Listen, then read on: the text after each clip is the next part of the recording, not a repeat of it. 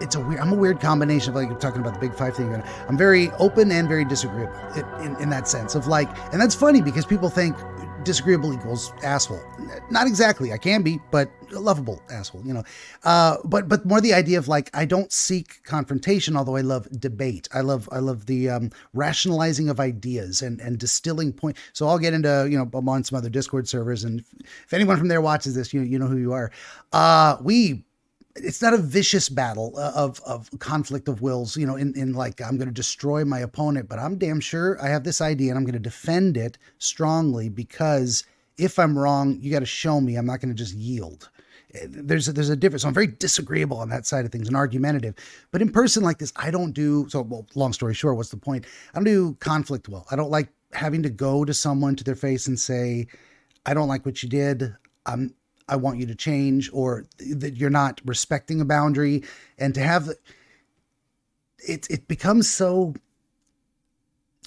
it's a collaboration. It's a friendship. If you go to a person and say, hey, there's a boundary, you crossed it. It made me feel uncomfortable. And they go, oh my God, I'm sorry. I didn't mean to do that. It's another thing, say in a professional setting where it's like, this is my boundary. And the other person goes, I don't give a good goddamn, and you're wrong, and I'm going to cross it again, and you got to work with me. What do you do? And, I've had those issues in the past where I'm like, I throw my hands up. I worry over it. I mean, those thoughts would obsess me in the past. I don't know if you get folks coming to you with that one, but you did mention boundaries and healthy relationships in general. Definitely. And I feel like a lot of the people that I do work with, it does so happen to be it's the personal relationships where the boundaries are struggling. Work relationships too, definitely. Some people have some very toxic work environments. Yeah. But the ones that people seem to have a harder time, dealing with are the personal ones, from my experience. Sure. With recruited. And if your personal life, your family, your friends, your relaxation time, your out of work time is out of balance, is its own variety of toxic or disturbing, that bleeds over. You're the same person. You're the same lightning rod carrying all this energy that walks into work the next day. And you got to be like, all these things on your mind where, like, my relationship with my husband or my kids or my neighbor is, my best friend is not functioning beneficially to me. Yeah, that's definitely going to impact your ability to perform at work. It caused a lot of self-doubt in that regard of, like, if I can't manage my personal life where there's no money on the line, no one's going to lose their job, no one's livelihood is at stake, can I manage relationships with higher stakes? And it's very undermining, huh? Yeah.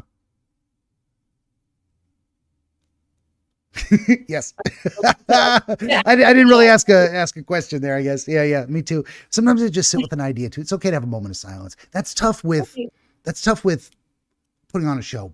You think you got to keep saying something all the time, but I try to remind myself, maybe not. I don't want to be boring, but I also don't want to just blab to fill up time. I want to say something interesting. And if I don't have anything to say, maybe I just think about it for a minute. Or you could just add that cinematic value of just like the cliffhanger, just the mic drop moment. Dun, dun, dun. I did have a kind of, I threw my pen down moment in a recent episode people will have seen by this time, where I'm like, oh, I just impressed myself. Wow. Sounds so egomaniacal, but I do love those moments where I'm like, I didn't think I was capable of that. What just happened? Sometimes things come in the air. Yeah. Just enjoy the moment. I had that too. It's random stuff. I do video game streams as well. And I just ended a 94-hour month-long run of the entire Mass Effect series. And I got to dog's going to fall out of my lap. Go back to sleep, buddy. Got my peanut butter here. I didn't see that you had a dog on you. I know. Right now. He's so quiet. He just wants to sleep on daddy's lap. Right. Gotta love our pets. Well, I had this, it was such an emotional experience to come to the end of something that you put consistent effort over time into and was such a part of your life for weeks. And then it's over. and you're having feels, all the feels all at once. Like I'm proud of the accomplishment in a way. I you know, my determination, I enjoyed the process. It was a worthy struggle in a sense. And now it's over. And you just feel like cut adrift, and you don't know what to say. You don't know what to do. I decided to take the rest of the week off and not stream a new game. Like, I'm just going to sit with this feeling, and not throw myself into a new thing that allows me to repress it or avoid it. I'm just going to feel, I've conceived of this a long time ago, this idea of I call it post-vacation depression. You're driving home from Disneyland. The fun is over. It's back to real life. You know, there's that trough that comes after that. And that's kind of what it is. I don't know if you have a different way of expressing it or understanding it. Maybe there's lingo I haven't caught up on in the last 20 years that explains it better. That, okay, now what? Sort of empty feeling. Like there's a void now. Definitely.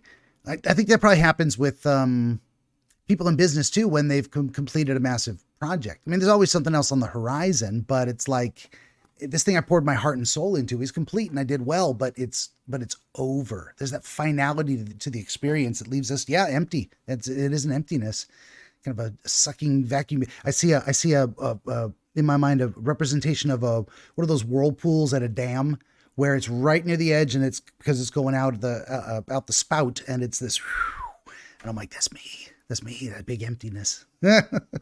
So maybe that's part of what I'm dealing with this week too, like out of my flow. I'm like, if I was in another game already, I would be in a flow. I would have a structure. It's part of my autistic thing too. Have you, that's another question for you, I guess. The idea of, have you run across different people with different mental health concerns that they're actively managing? Like, say, I got autism, so we need to put your framework through my capabilities. Have you run into those things, or not as much?